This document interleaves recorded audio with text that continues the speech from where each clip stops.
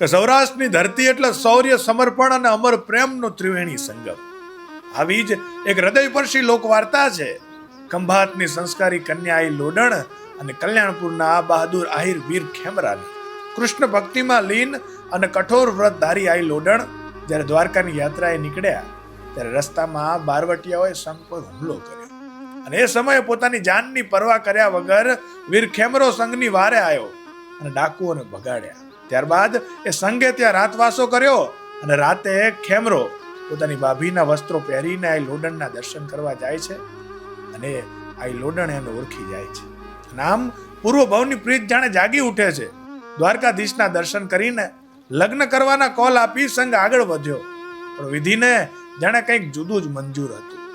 વેર વાળવા બેઠેલા બારવટિયાઓએ રાતના અંધકારમાં ખેમરાની કરપીણ હત્યા કરી નાખી. જ્યારે લોડણ પાછા ફર્યા એમનું કાળજું ફાટી ગયું. સારસ બેલડીની જેમ આ લોડણે પણ ખેમરાની ખાંભી પર પોતાનું માથું પછાડીને પ્રાણ ત્યાગી દીધા. કોઈ ચડાવે સિંદૂર, અરે કોઈ ચડાવે તેલ, પણ લોડણ ચડાવે લોહી તારી ખાંભી માથે ખેમરા.